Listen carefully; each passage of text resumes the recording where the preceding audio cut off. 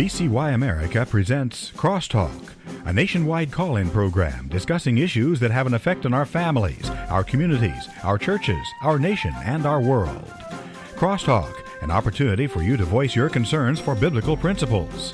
And now live by satellite and around the world on the internet at vcyamerica.org. Here is today's Crosstalk. Thank you for joining us on Crosstalk, coming your way here from the VCY American Network. Well, ladies and gentlemen, we've conducted various programs on the topic of education. You see, how and what we teach this generation will reflect what happens in the next. And the communists knew this. Communism knew this. In January of 1963, the communist goals were put into the congressional record, and I want to remind you of just two of those 45 goals that were read into the record.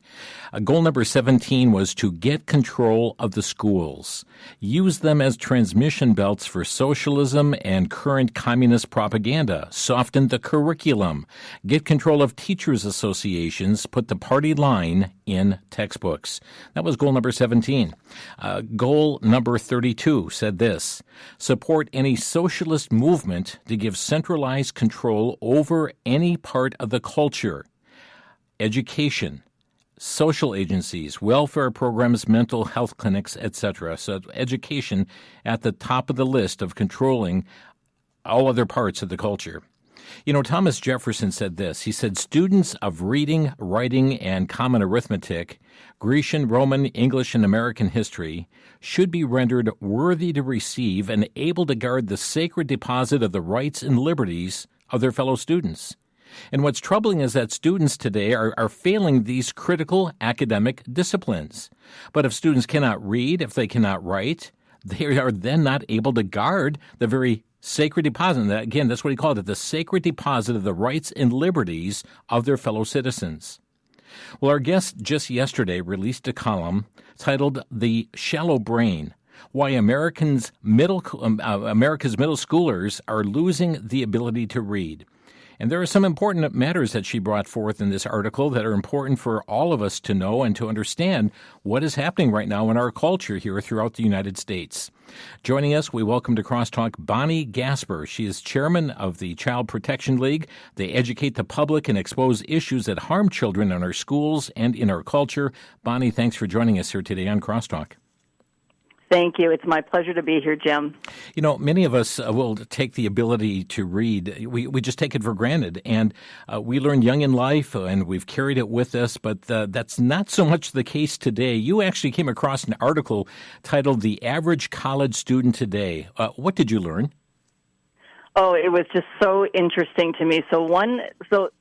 You know, part of my railing here is the AI algorithms are sometimes really working against us, but sometimes they actually work in your favor. So this amazing article came across my feed in Substack, and it was written by this professor, and his column is called "The Hilarious Bookbinder." So if people want to look him up, he's got a lot of really good content on there, but it really captured my attention because he was just talking about the fact that kids can't read. And so I started digging into his article, and he's been a professor for about 30 years.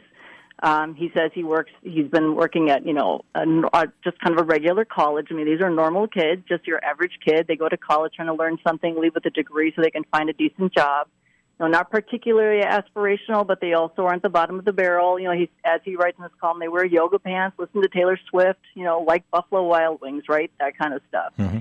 But he said none of them can read a serious adult novel cover to cover or understand what they read, so they just can't do it.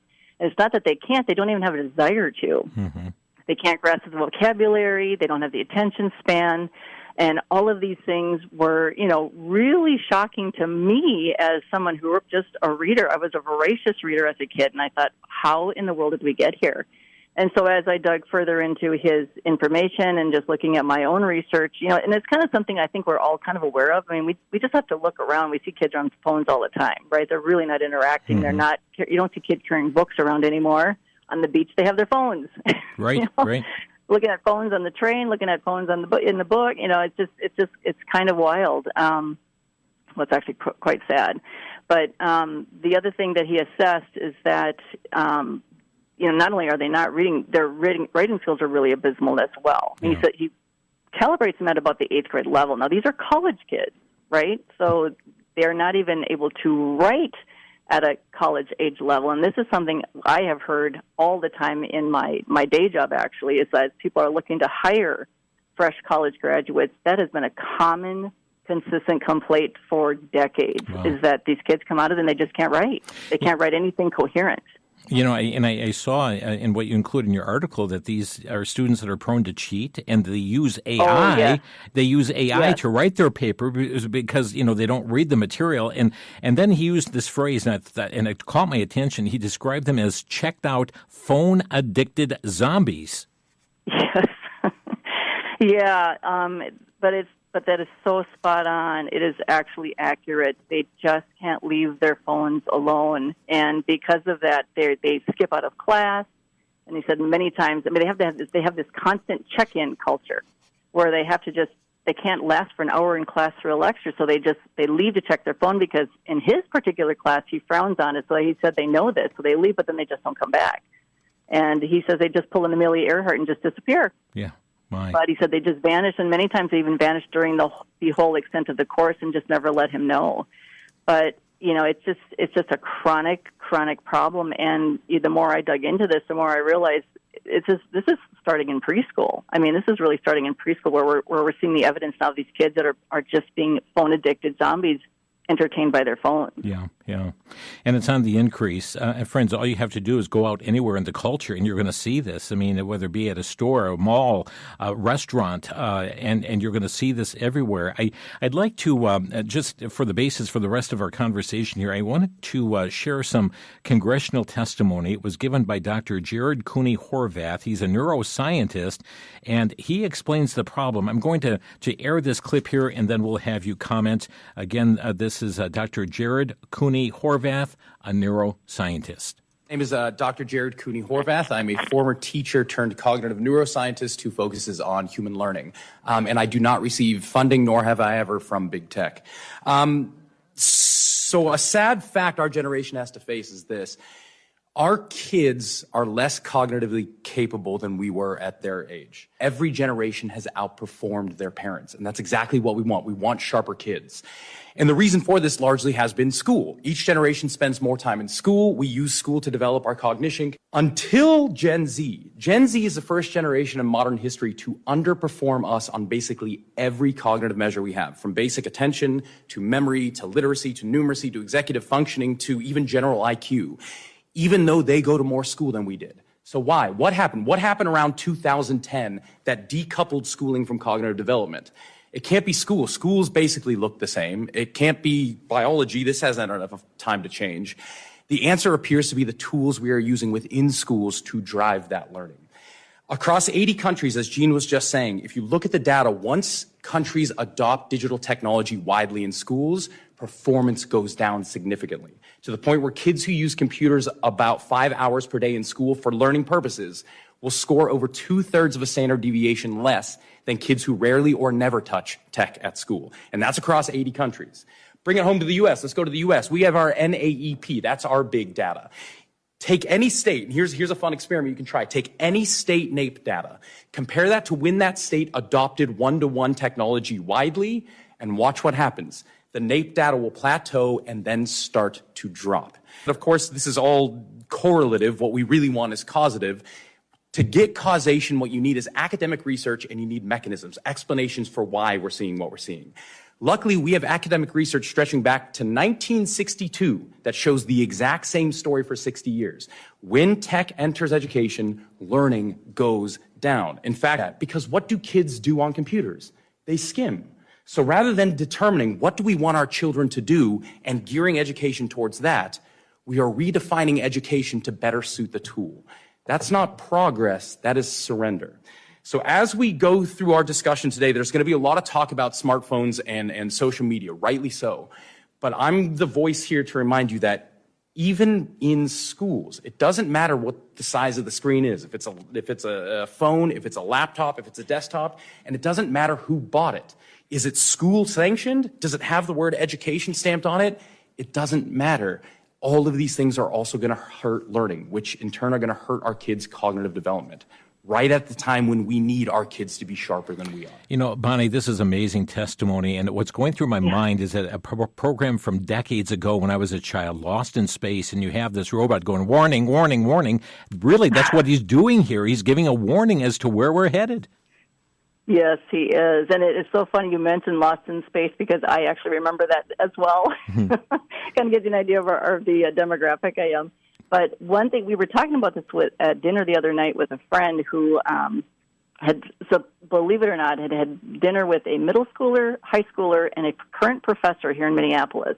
And all of them were confirming all of this, what we were talking about as far as the shallow brain, just totally, fully alarmed. But as far as the old shows go, we were kind of laughing about the fact that whenever, like, take, for instance, Star Trek, whenever they ran into these new societies, they were pretty much agrarian, right? Mm-hmm. They were never very tech advanced. So we thought maybe it was predictive programming. Maybe they were trying to tell us something. But you're right. You know, there was a couple of things he said here that really struck me. He said that education has been redefined to better suit the tool. It's not for the children, it's to better suit the tool, the mechanism of delivery. And then he also made it very clear that it doesn't matter if it's in the classroom or if it's at home doing homework or if they're in their room. It's the technology itself that's the inherent problem. And that's what's changing how our kids are learning and processing and developing and, you know, how their neural pathways are being formed and how are they absorbing information. It's this flickering screen that is changing everything. And so, you know, we've all been sold this bill of goods for I don't know how long now, where they've been saying we got to have one-to-one technology, right? Every kid has to have a computing device; they have to have it. And we fought that pretty hard at my kids' high school. And so when they were seniors, that was the first year that the tech was brought in one-to-one in their classroom. And they noticed the immediate difference. My kids hated it. They just said it was the conversation in the classroom completely. I mean, it was completely different than what it used to be. Mm-hmm. Kids had the screens flipped up. Everybody knew how to get around the firewalls. People were gaming on Facebook, on social media. It was just totally distracting. They were not engaged, and so it was not an enhancement to the learning. It was actually It was a very large distraction, and so. You know, it just proved what I had suspected all along and what we had suspected. You know, a lot of us on the board were, you know, fighting against it. But, you know, people think just because it's tech, just because it's expensive, because, you know, everybody else is doing it, it's a good idea, but it's not. And friends, yet we see the push for more and more and more technology in the classroom, and we'll be delving into more of this in our next segment here. But we're talking today with Bonnie Gasper, the chairman of Child Protection League, and just yesterday released a column and called her up, said, can you join us here in Crosstalk, called The Shallow Brain, Why America's Middle Schoolers Are Losing the Ability to Read. And friends, sadly, that is what is taking place. And we find that we are living in a generation where we have to speak in 30-second sound bites, or sometimes even fewer than that. And we have to change that picture on the screen, that image on the screen, over and over again in rapid fashion. And the whole comprehension seems to go from being able to listen to a half-hour message or an hour program down to just a couple of minutes, because that's where the attention span is completed and is exhausted at that point. But we're going to get into some more information right after the break, why students are losing the ability to read. And friends, not just talk about the problem, but some solutions as well. So stay with us. You're listening to Crosstalk, coming your way from the VCY American Network.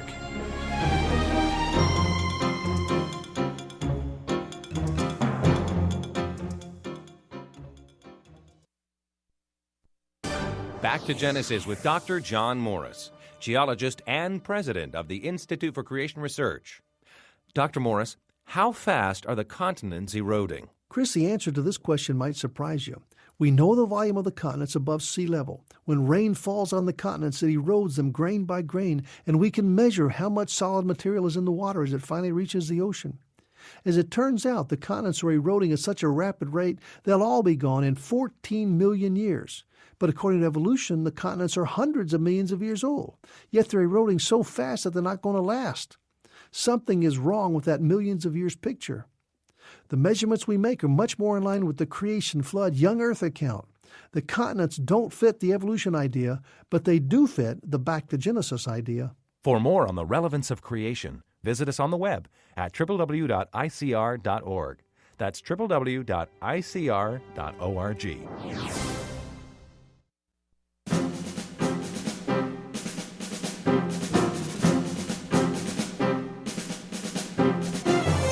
Why students are losing the ability to read. Our topic today with Bonnie Gasper, chairman of Child Protection League. And friends, it's astounding.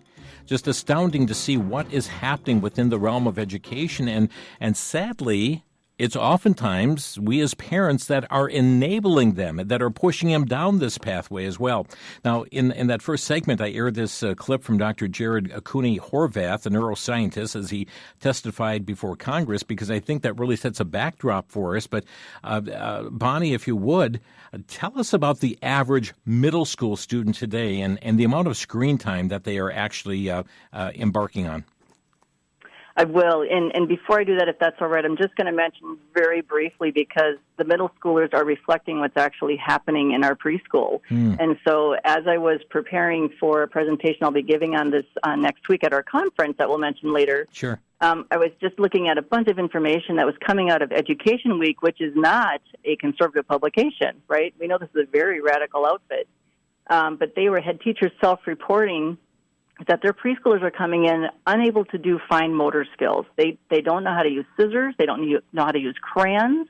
They don't know how to manipulate their fingers. And when devices are taken away, or devices are used for calming down time, but when the devices are removed, there's tantrums. And so they've just decided that it's not worth the 15 minutes of trying to find peace to have the devices out at all. But these kids are already conditioned to be on these devices. And so the whole reading aspect, that is just, it's almost like the goal used to be in kindergarten, everybody was reading by the end of kindergarten.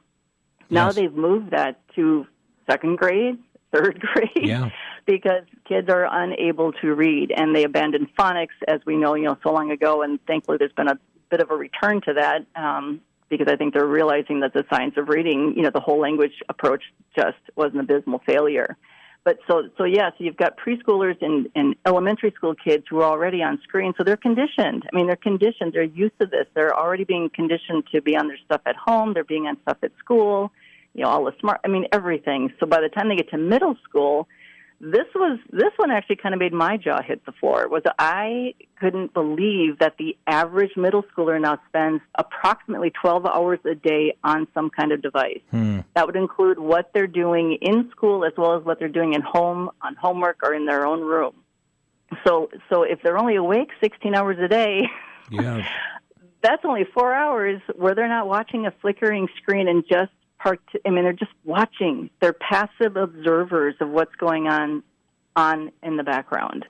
And so this, again, has created a whole host of problems that it was the University of North Carolina, actually. I did a very in-depth study on this group of kids.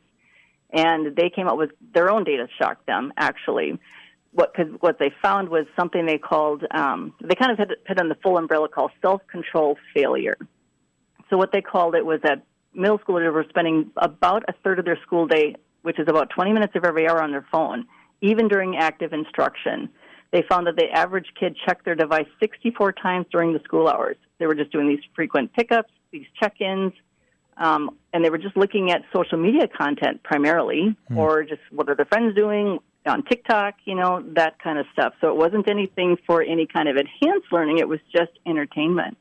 And so it just created all kinds of obvious issues where, there was attention deficit, there's comprehension gaps. They called it, the doctor had mentioned something called the skimming. That does happen. It's called the skip it habit. So basically for kids, when they're reading something on a device, they're kind of trying to fly through it. If they don't understand it or it just is a little bit more challenging, they just skip over it. Yeah. They just go past it. They just blow past it. And because it's something they think, well, I can get back to it later, or I can look it up later. And, there was a very common thread feeding through all of this, too, where the researchers found that kids were starting to view knowledge as just something to be found, not actually to be learned. And that really struck me, because I thought that is a whole different approach to how education, we shouldn't be looking at education as something just to be, located on a device and cataloged for later.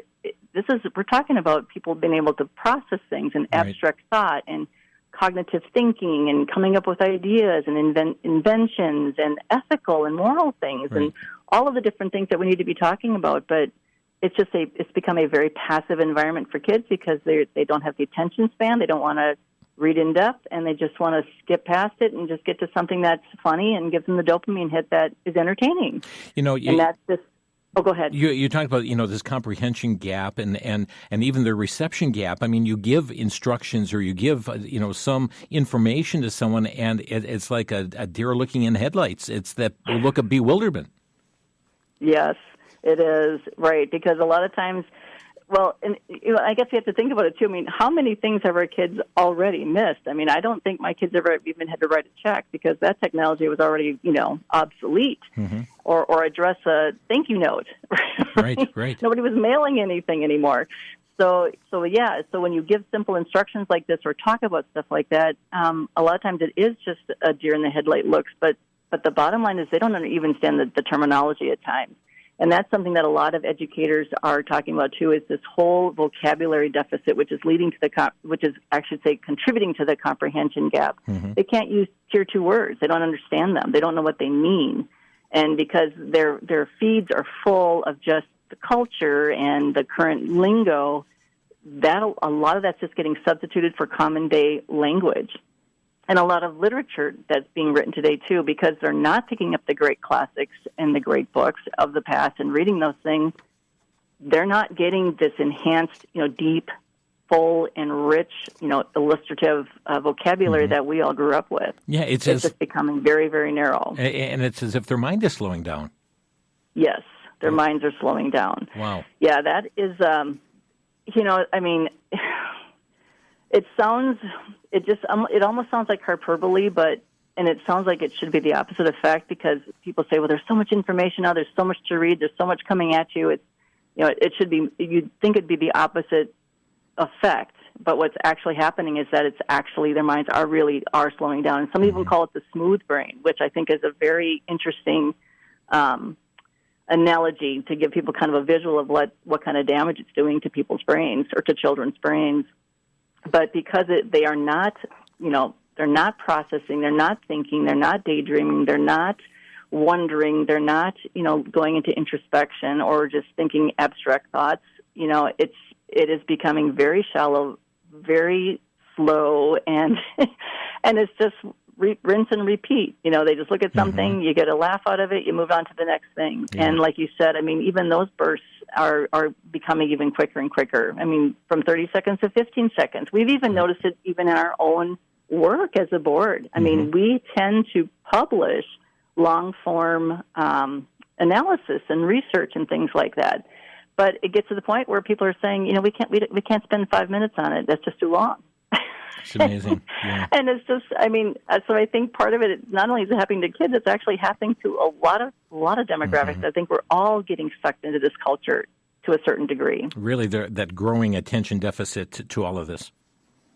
Yes, yes, a growing attention deficit for all of us. And I think I even find it sometimes, if you're multitasking on different things, you're flipping between screens too, like a lot of us are doing. And sometimes I think we're actually even training our brains to a certain degree to have some attention deficit. So I think it takes a lot of self-discipline to just carve out this time and say, all right, we're going to stay off the screens and we're going to focus on the task at hand and stick with it until it's done.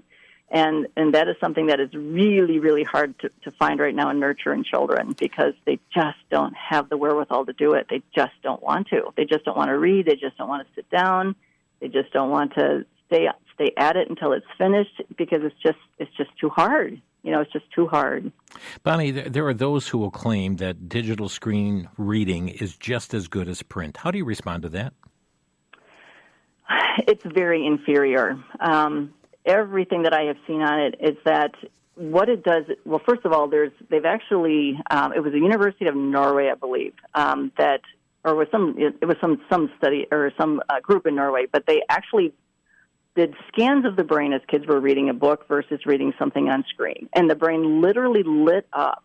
Just lit up all over the screen if they were reading from a page. It just lit up all the language centers, like the prefrontal cortex, where memory is stored.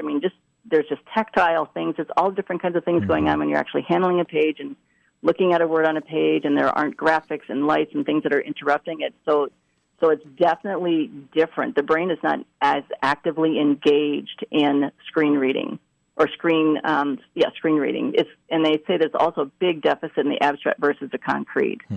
And part of it is that when students are trying to get a basic fact from a screen, they just can't.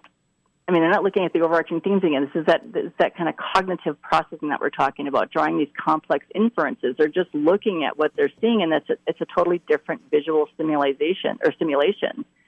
And part of it, too, is that they just skip it, or they just think digital offloading is another word that I've heard.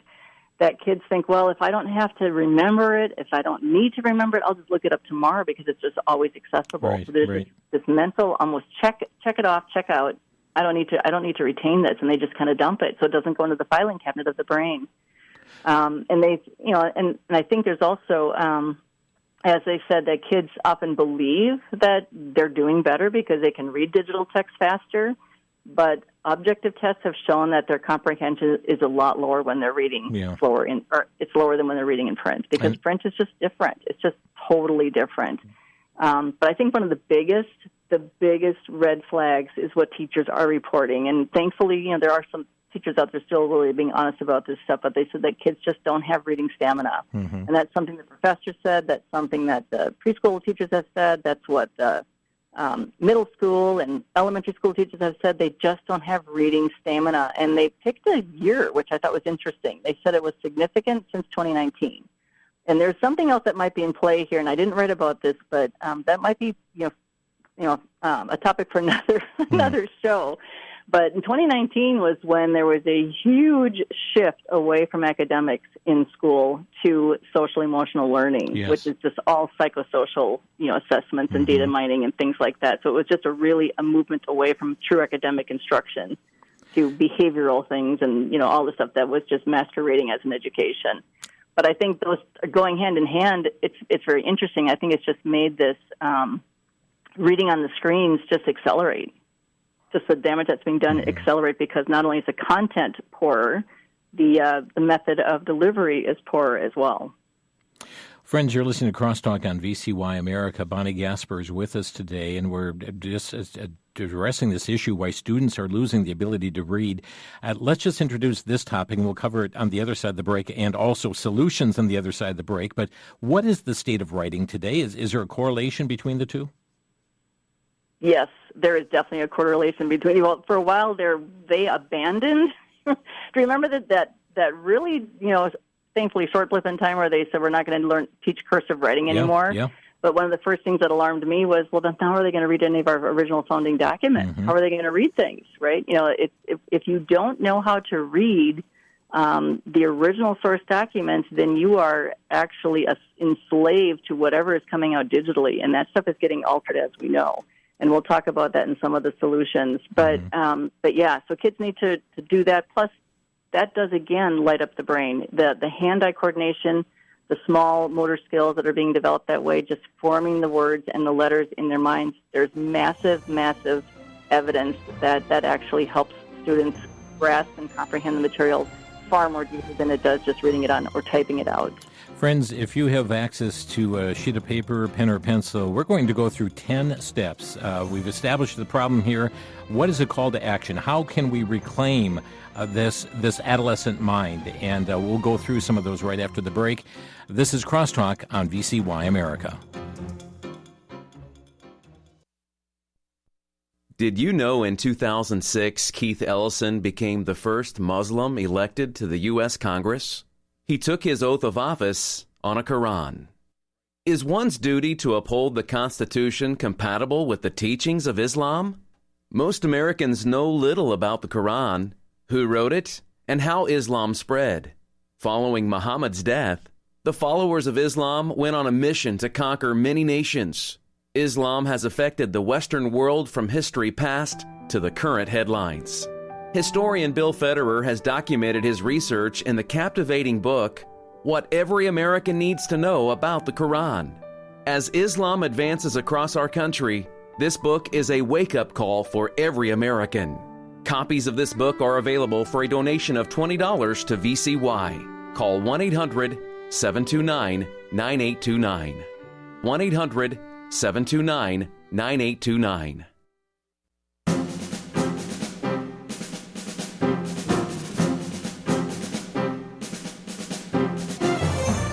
This is Crosstalk coming your way from VCY America with a probing question today. Why are students losing the ability to read? And pointing out some alarming things that are going on. And sadly, we just, kind of like a turnstile, we're just continuing to push through young people through the educational system and allow them to be graduated or to pass on to the next level when many are still struggling in some of the very basic aspects of education, like being able to read, being able to write, and being able to read cursive writing and write cursively as well. And there's more that could be said about this and some troubling things that have come out through the National Assessment of Education Progress, or the NAEP scores as well. It's some alarming information there, but I do want to be sure that we not only have established the problem, which I believe we've done that, but also a call to action on how to reclaim this, the adolescent mind, so to speak, a mind that has been slowing down. What can we do? What steps can we take?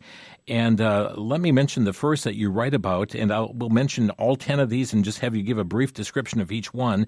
The first you state is to prioritize print preservation. Comment on that if you would. Yes, happy to. So if you ever visited my home for decades, I have amassed quite a massive book collection. I can't tell you how many times people came in and said, "Why are you putting all these books in your house? You can just get them online. They take up so much space. What a waste." But back then I realized, if this stuff is online, they can edit this and they can change it, and that's exactly what they've been doing. Yeah. So the long knives of censorship came out, years ago. Just that they were carving out language that they found offensive, historical language that was just critical to the time and understanding what was happening in this genre, in this era. And so things that are newer publications are very much not close to the original source. So I think it's imperative that people get back to get back to good books. Get back to as close to the original publication date as you can. Get back to the old language to challenge the mind and read that, because when you get into very descriptive, robust language, the pictures that it paints in the mind are just so much. It's such great exercise for the brain too, to just try to understand what they're saying. Okay. And if it's a word you don't know, the kid has to go look it up, and which is always a great exercise to find out what does that word actually mean. Prioritize print preservation is one. Number two, challenge the one-to-one fallacy. Yeah, this is probably one of the most expensive things we all face in our property taxes, right? Every 2 years, our schools come at us with another technology referendum, right? And so they're always trying to say that, yes, everybody has to have a device, everybody has to have this, but we need to challenge that, because that is a fallacy. One thing, if we don't want our kids on screens all the time, we really need to get them off the screens in the school, because as we're seeing and as the data is showing, it is not helping their learning, and it's very disruptive, and it's not conducive to learning, and it's actually dumbing them down. So I think we really need to challenge that. We need to get in front of our school boards. We need to challenge the superintendents. We need to even challenge our own students, our own kids. We have to really push to get rid of this and get back to the teacher-led instruction and dialogue and conversation, and learning that way by interacting with each other, because that also, part of that too with the one-to-one, it also isolates children from each other. If they're just interacting with a screen, they're not talking to other people and hearing their ideas. Number three is don't let kids have cell phones. Don't let kids have cell phones in the classroom, full stop. Yes, I have heard of many schools where now they have when you walk into the school, you have to check your phone into the front desk, and it stays there until the day is out unless there's an emergency. And I think we have to get back to that. These kids you're going to get a little pushback at first, but the kids learn to live without those phones, and it's going to be to the benefit of everybody else. And one thing too, this was something that was kind of shocking to me, was that so many of the texts that kids are answering during the school day are coming from their own parents. So parents, just be aware. Don't text your kids during the school day unless you absolutely have to. Number 4 on the list. We want to model that as number well. Number 4 on the list is to encourage boredom. That's number 4. Yeah, boredom is, I think, a long-lost art. We used to call it daydreaming, or he's just such a daydreamer, but Actually, that is where some of the best ideas have come up. People just thinking about things and that quiet time of introspection and contemplation. When you are constantly being stimulated by something from the outside, they call it doom scrolling, or this entertainment, or just getting these constant little, hits here and there of a funny thing or something to laugh at. You're just watching. You're just becoming a spectator. You're not processing information. You're just a passive spectator, and that is not conducive to learning. That's just a massive distraction, and the imagination is just going to be stunted. It is stunted by that kind of stuff. We need to go to number 5. Teach your little ones, your littles, to read and write. Yes, that is so simple. I think parents, unfortunately, have for too long been told that they're not equipped to teach their own kids, or they're not qualified to teach their own kids. Phonics is the easiest thing in the world. Just get yourself a good phonics program. As soon as your kids show any interest at all in what words or letters mean, start the phonics and teach them to read, and they will be reading well before kindergarten, and it's going to open up a whole new world for them. So that is something they absolutely can do at home very, very easily, and it doesn't take that long. Number 6. And they'll start with the writing. The writing will just follow right along with it. Number 6 is to delay access and use of devices. Yeah, we need to take a page from the tech bros here. I mean, all of them, like Jobs and Gates and Zuckerberg, they're all famous for saying they rarely let their kids on devices.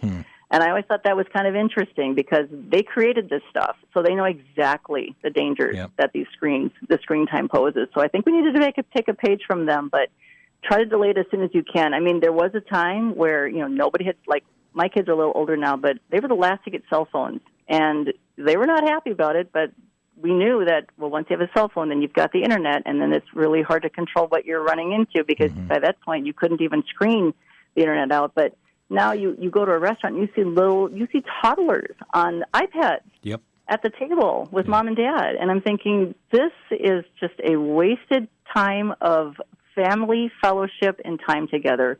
So you have got to get the kids up these devices and model it for them as well. We need to move on here. The next one is to put down the phone and pick up a book.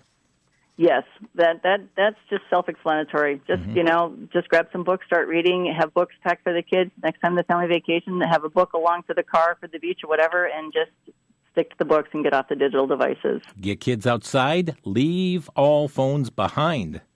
Yes. You could put one in the glove box if you need it for an emergency, but if you're going to the beach or doing something like that or taking a walk or riding your bikes, there's no need to have phones there documenting every single thing that's happening. And modeling that again for your children, I think, is just a huge, huge, huge thing. One of our family favorite movies was The Sandlot, and I still always kind of go back to that. I mean, here were kids just going outside, picking up players, picking the teams, learning how to negotiate for those kind of stuff. I mean, we got to get back to that kind of stuff. Kids have to learn how to be children and learn how to interact with each other and, develop relationships that way. And, being on a phone, being entertained is not conducive to that. And that leads us to number 9, to discourage the I must document everything culture. Yeah, that I think, well, not only is it a massive distraction, but it actually fuels a very nefarious sidebar, which is just this whole narcissistic culture that we're creating in our children, right? I mean, it never in my wildest dreams did I think we'd all have a little website about ourselves, right? Right. Here's how I'm going. Here's how I'm wearing my hair today. Here's my makeup for today. Here's what I'm having for breakfast and documenting the breakfast. And here I am waiting now for my bus to school or whatever it may be. Right. That is just unhealthy in every shape and form. And so, but that's unfortunately what so many of our kids are aspiring to be now are these influencers because they think that's the way to make money and, blah, blah, blah. But so many times when you get into this culture or get into the cult of influencers, a lot of boundaries and guardrails start to be worn down as well because the incentive there can be very perverse in terms of what you have to start posting for content in order to get likes and followers. So, that's another dangerous area to get into. So I would highly discourage parents from letting their kids get to that point. And then number 10 is carve out phone-free days with your family and protect them. Yes. It kind of goes back to that, just get outside and leave the phone behind. I mean, it really is, like I think it was Charlie Kirk, or I hope I'm saying this correctly, but I believe he said on Saturdays he did not check his phone. He never checked his emails. He just did not get online. He just left it behind, and he was devoted to his family. And I think we need to get back to that. I mean, we got to try to find, ways to do this and just do other activities together. There's so much that in this world that is so beautiful. I will say, I think probably one of the side benefits of COVID was that people discovered the national parks because they couldn't go anywhere else. Our national parks were full during the COVID stuff, and that was really great and good to see. And I think that's had a little bit of staying power. But I mean, there's just things like that. Just get out there and do that, and then just protect it. Just be faithful with and protect it. It's not. Here's the thing. I guess the solutions are actually fairly easy and straightforward. It's just the implementation that's hard because it does require some discipline on the parents as well, right? Indeed. Friends, we're going to open our phone lines. If you have a question you'd like to ask of our guest or a brief comment, our number 800-733-9829, 1-800-733-9829. Bonnie, let's also just get in the word. You've got a conference coming up late April, correct? We do. Yes, it's going to be exceptional. So it's both an in-person and live-streamed event. So if someone is not in the area, they could register for the online option for it. But it's our national launch of our campaign called Join the Movement. And so the kind of the bottom line is that obviously there are many areas where children are in danger, and it includes trafficking, online safety, violence, bullying in schools, medical freedom, educational indoctrination, all of that stuff.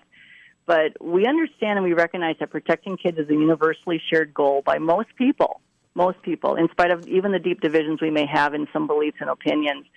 But what's happening is the enemy is always trying to divide us on these differences and prevent us from linking arms and working together to protect kids from all of these issues. So that's what this conference is about, to bring people together. And we have just an incredible lineup of speakers like Mel Kay, who's speaking on Agenda 2030, Alvin Louis, who's going to be speaking on the psychology of offense, Mark Trammell, who is the CEO of the law firm Center for American Liberty, who's going to speak on dismantling the gender-industrial complex, one lawsuit at a time. And then Dr. Michelle Cretella, who I think you've said you've had as a guest, who's going to be speaking on protecting our youth from the trans ideology. And then finally, Laura Logan, who's going to discuss how much time do we actually have left? I mean, where are we in this battle? Yeah. And the whole thing is going to be emceed by Liz Collin, who is, if you're not familiar with her, she is one of the most fearless and tenacious journalists out there. She reported the truth on the George Floyd riots and his death, and has produced a number of films and everything else. So it's just, I'm still kind of pinching myself. It's quite a lineup, so we're very excited about it. So if people would like to get more information, they can just go to cpleducation.com or cplaction.com, either one. Okay, cplaction.com or cpleducation.com. Education.com. Yep. Okay. Either one. They'll get there. And let's see, the date for this is April 25th. April 25th, yep. It's at a secure venue in Bloomington, Minnesota, very close to the airport if they wanted to come in person live. Otherwise, the online streaming version is available as well. Okay. And that is also available for on-demand afterwards. Okay, one more time, the website? cpleducation.com or cplaction.com. Great. Okay, we're going to take a quick break. When we come back, friends, I see our lines are all packed out, so we'll get as many calls as we can into our final segment here. Keep your comments brief. We want them, if you're making a comment, just a minute or less, or if you have a question, please get right to your question, the very hub of your question, so that our guests can address that. And we'll be back in 1 minute. You're listening to Crosstalk on the VCY American Network.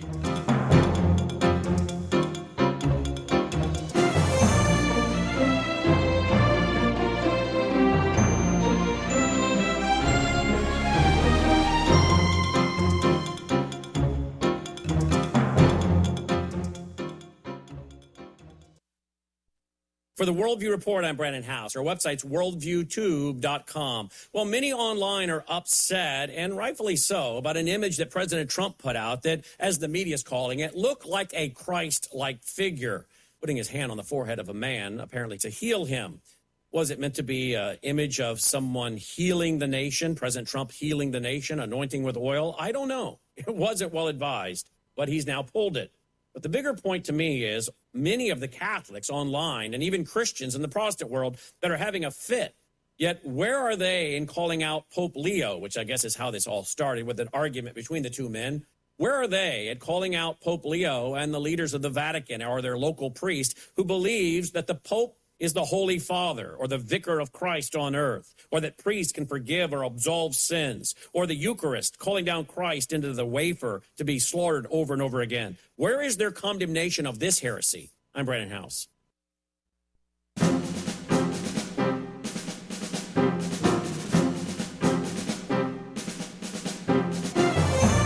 This is Crosstalk on VCY America. Bonnie Gasper with us today, and from the Child Protection League, and just responding to this issue, why students are losing the ability to read. Our lines are packed. Our first caller is from Bloomington, Illinois. Greg, you're on the air.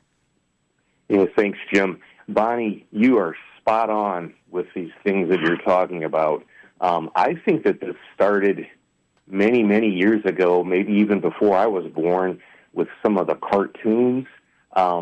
Even when Sesame Street came out, and we know what it's about now, but even when that came out, I remember my brother telling me this is overstimulating these kids' brains. And some of the cartoons, it's just there's one particular cartoon called The Fairly Odd Parents that used to be in the 2000s, in the year 2000. Mm-hmm. And it's just go, go, go, go, go, fast, fast, fast. Mm-hmm. Hidden humor after hidden humor, and it's just a mile a minute. I think there's a lot of overstimulation that even began before the phones and the iPads and that. But, I can attest to what you're saying. So great. Thank you, Greg, for that. This matter of overstimulation, Bonnie. I think he's spot on with that, too. And I think, and I don't know if there's anybody who's done a real serious look at this, but we have to really consider the fact that what has exploded in the last 40, 50 years, ADD and ADHD, right? Yeah. All is attention deficit, and we're medicating kids, and it's primarily boys, right? It's almost, I can't remember what the number is for 12-year-old boys, but the majority, I should say majority, but a ton of them are on, these very powerful psychotropic drugs so that they can just sit still in class. But part of it is if your brain is conditioned to be overstimulated and active all the time and just constantly distracted and constantly moving and not thinking, it's just exasperating a problem where, little boys are already busy. They're just naturally busy. That's how God made them. Great. And they want to learn. They still have fully the capacity to learn, but when we're coaching the brain and teasing the brain and training the brain to just be distracted all the time and moving on to the next thing and the next thing and the next thing and the next thing, it is creating what they were talking earlier about. It's this fragmented attention deficit. So, yeah, he's right. Thank you, Greg, for the call. Let's go to Laura in Maryland. Laura, you're on the air. Hi. Thank you, Jim. Thank you, Bonnie. I can't tell you how much this has affected my life as an adult, let alone my children. I just read like a real book, sat down. I know it's not big. I read The Island of Dolphins in one day, and boy, talk about a brain break. Just reading that, it's been crazy. And the other aspect of it, too, is I have ADHD. I've had it all my life, and it has done nothing but make it worse. Mm-hmm. So we've got to get back to basics, just like Bonnie suggests, and get the screens less and less and less. And I just bought a brick to help myself. Thank you, Laura, for that. Good for you. No, that's encouraging to hear. And, modeling that around people that are watching you do that, I think that's even a small step, but you're right. And I agree with you. I even see it in my own self. I think I mentioned earlier, when I flip between, so I have a day job, and then I have my board work, and then I have, obviously other things, and my phone is constantly lighting up because I have this text group and that signal group and this email group and that, you know what I mean? So it's just like, I feel like I'm training myself to have ADD as well. So I have to be very cognizant of that as well, and just make sure that I am not being so distracted and fragmented and I can't concentrate and finish the task. Because we're all susceptible to this, and we're adults. We all have much more in terms of the ability to actually self-modulate our behavior, but think about little kids who don't. Yeah, we've got to move on to, thank you for the call, Laura. Eric in Iron Mountain, Michigan, and Eric, you're on the air. Thanks for taking my call, guys. Great program today. Just wanted to mention, Bonnie already touched on it lightly there, but the Rhinelander, Wisconsin School District just announced this last week. They're calling it a bell-to-bell cell phone ban for the 26-27 school year. I think that's an excellent idea. There's a lot of comments on the Facebook and that I looked up and seen.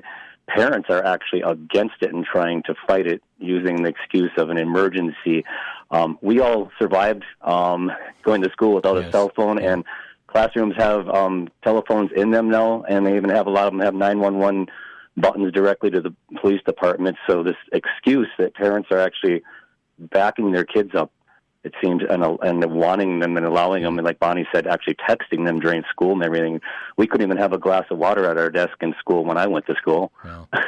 Well, thank you, Eric. And that's a battle many school districts are having right now, Bonnie, is that of banning cell phones in the classroom. More and more schools are becoming wise to that issue. Yeah. Well, and it is interesting that he mentions too that parents, there seems to be a contingent of parents that are fighting this, but we have to think again about this demographic of parents. So a lot of them were raised on phones and technology, so this has just become part of their day, and that contributes to the whole helicopter parent syndrome and a lot of other things we're talking about. But he's right, too. I mean, I'm old enough to remember that there used to be a commercial at 10 o'clock at night that said, "Do you know where your kids are?" That's right. Because our parents didn't know where we were.